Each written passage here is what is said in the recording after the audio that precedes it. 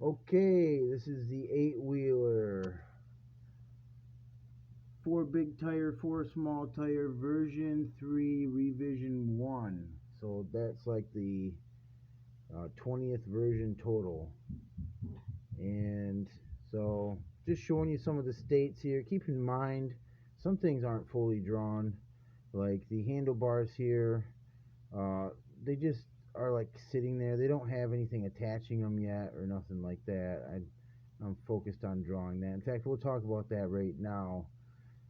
It's going to be a folding up design where it folds from here, and from another spot to be fully adjustable. Since this machine has options for seats, cargo, or a standing person, the handlebars can be in different configurations, and when you flip the handlebars forward, you can even pull it like a wagon. Um, Eventually, though, however, a platform, a little Reese hitch on the front, and a platform that comes out that you can stand on, or perhaps even right off the tops of these fender wells here, you can stand on while you put a massive load of cargo on here. Um, and then, of course, you can turn the handlebars right around because they're hydraulic steering. And so, what you see here is this thing is locked together through this 1.5 inch pipe, or this 1.5 inch square tubing, a 1/4 inch thick, so it's good grade.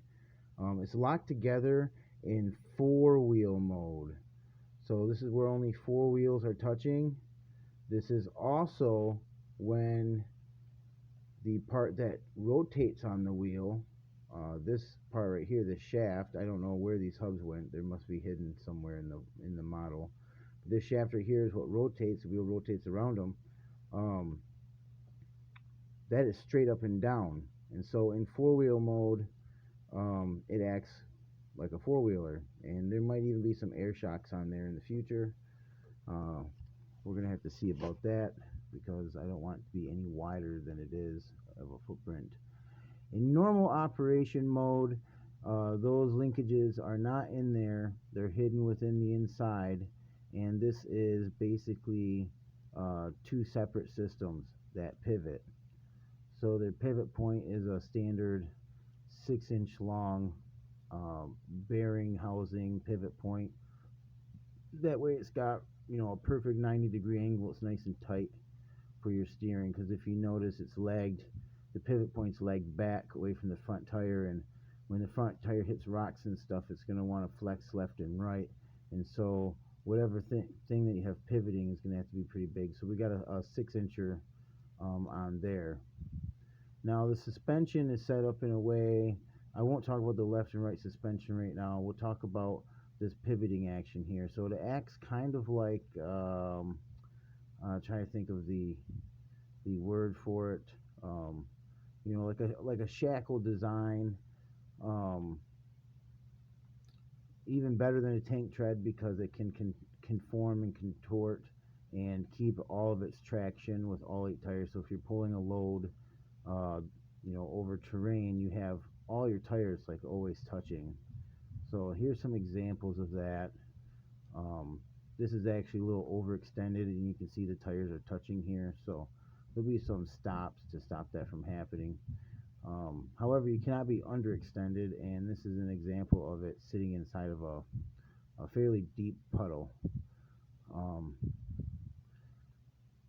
the steering is hydraulic and can be converted at the flip of an electrical switch to do tandem steering, which means you'll be able to move left or right exactly.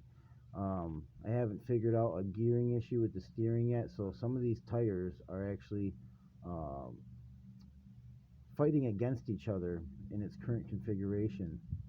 And the reason for that, and the only reason for that, is because of um, this pre-tilt that I have. So this demonstrates the pre-tilt when the tires are turned, because the axes are on a slight angle.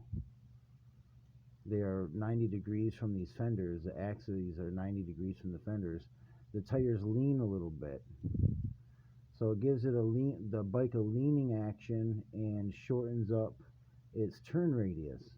Okay, and then the really the only reason is the fact that with such a short turn radius, with 8 tires, all posi traction, all drive tires, um, these things have to meet, a certain circumference diameter. So all these tires meet a certain circle that all is around the center where my mouse is right now.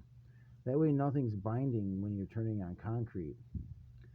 But because they don't all have the same turning, when you flip the modes over and straight align them to go sideways, you get a little bit of a fight going on. But the system's still going to move sideways, just like a skid steer.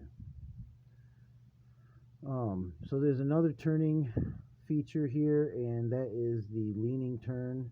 So as you can see, the entire bike leans, and the springs are all screwed up in here, and these linkages are screwed up. I don't have them drawn in correctly. I just have the lean drawn in correctly. So just don't look at the suspension. Just look at the lean of the tires and the lean of the bike itself. The handlebars are supposed to be leaned. I don't have them drawn lean because I just added them for show. But that gives you an 8-foot turn radius, so just a little bit less than a Honda Quad, which runs in at about a 9-foot turn radius. Without leaning, you have a 10-foot turn radius, so there's 2 extra feet tacked on. But you can flip a switch at the flip of a button and turn these handlebars completely around backwards, and what you'll end up with is a configuration like this. This configuration, if you look from top over, you'll see that the tires are following a curvature that's perfectly around the bike. This is designed for a perfect zero turn on concrete. So this is the concrete zero turn. And so that's just one feature of how that's going. So how the steering actually works is there's a pinion, a pin, which is actually up here. It's all up here in the top. And there's these hydraulic cylinders. These hydraulic cylinders get translated through hydraulic hosing down into these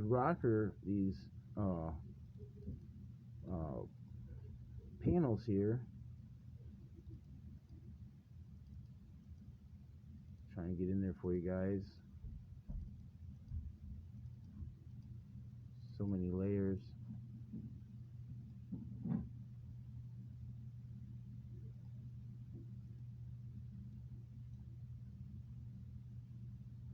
Okay, and you can see, let me back on out of here now so we can see everything. You can see on the inside what we have is we have a sprocket at the top of this turning knob and a sprocket at the top of this turning knob, which is what is turning the tire, all connected with 2-inch square tubing.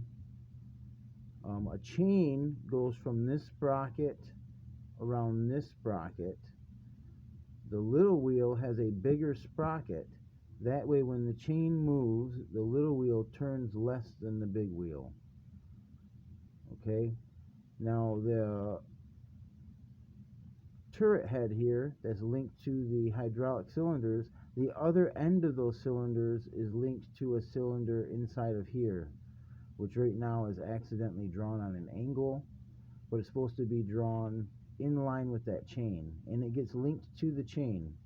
And when the hydraulic cylinder in your turning turret plunges inward, the hydraulic cylinder at the tire base will plunge outward, which will push the chain outward.